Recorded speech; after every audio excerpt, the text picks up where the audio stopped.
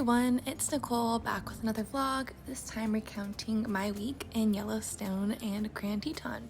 So let's go! The first day was primarily a travel day. We flew out of LAX, but our flight was a bit delayed, so when we went into Salt Lake City for our connecting flight, we actually had to run through the airport in order to make it on time. Here's me practically dying because, running's not my favorite thing, plus I tend to get airsick on planes, so I was still recovering from the flight from LAX to Salt Lake City, but we made it, and that's what counts. We flew into Bozeman, Montana and drove an hour to Big Sky where we had our timeshare where we set up for the night and kind of had an early night to retire in. Day 2 was our first actual day in Yellowstone. Big Sky is about an hour from the western entrance into Yellowstone, so we drove that hour and then we first stopped off at the fountain paint pots where there was just like a bunch of different geysers and springs and mud pots and all the wonderful, beautiful things you can expect to find in Yellowstone.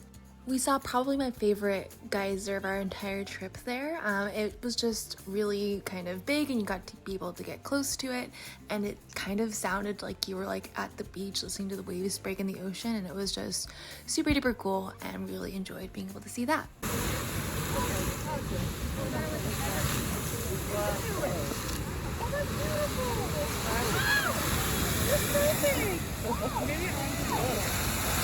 So after we were finished with the fountain paint pots, we made our way over to Old Faithful, which is kind of the, I think, most well-known geyser at Yellowstone. It was cool. It was very tall, but after seeing the other geyser we saw, it felt a little anticlimactic, especially since, you're a lot farther away from this one. But, still a cool sight to see. So we looked at the visitor center for a bit and had lunch. Then we walked around the nearby area to see some more springs and geysers. We waited for this one geyser to go off for like an hour, but it didn't. And we're not exactly a patient family and figured, hey, we've already seen 2 geysers go off, why wait more for this one? So we left. Maybe it would have been spectacular and wonderful and the most best thing I've ever seen, but alas, we will never have seen it. So after finishing walking around the area, seeing cool things, we went on a nice hike to Fairy Falls, and who doesn't love a good waterfall?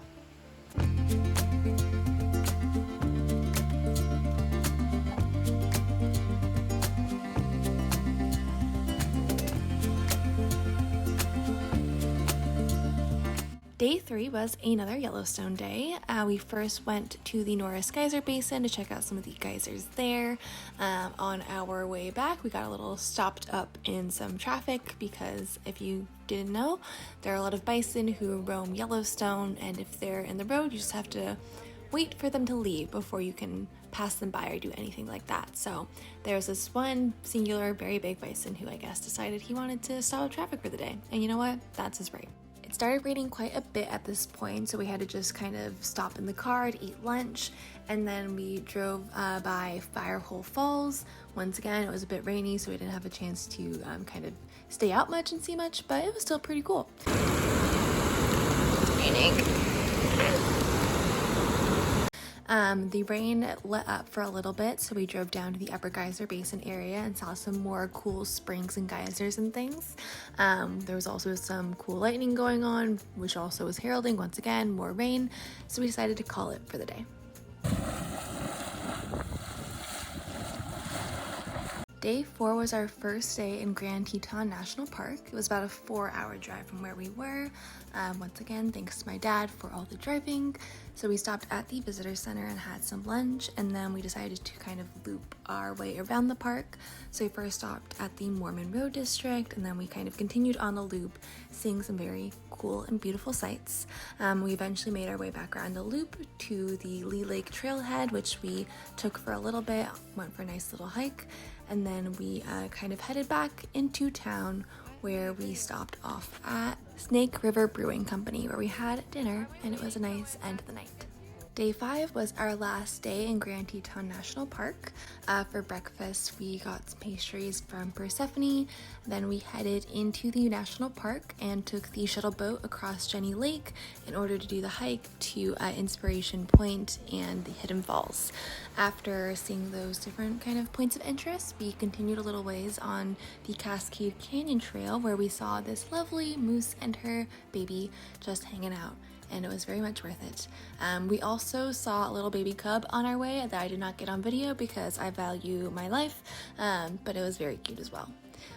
We then drove back to Big Sky and stopped at the grocery store to get a few more things. End of the day. Day 6 was our last full day in Yellowstone. We were hoping to go to Lamar Valley, but unfortunately it's closed for road repairs, so we ended up going to the Grand Canyon area of Yellowstone instead.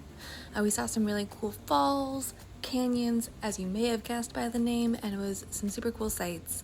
After stopping for some lunch, we then went over to Mammoth Hot Springs where we saw, as you may have guessed, some hot springs and geysers and mud pots and all those other cool things you find at Yellowstone.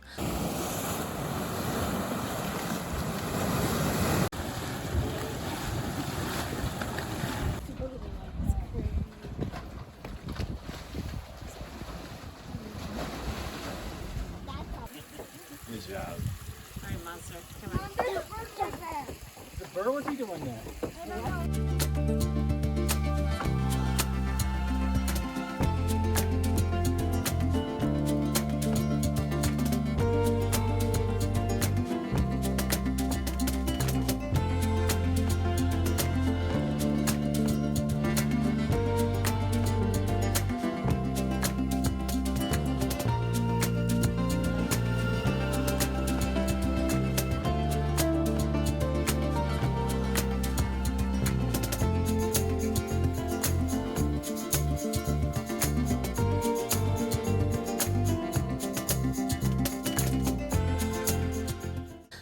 Also, what I thought was really cool was at the visitor center at Mammoth Springs, there were like a bunch of deer just like hanging out. And you know what? That seems like the ideal life, just to be like a deer hanging outside of a national park visitor center.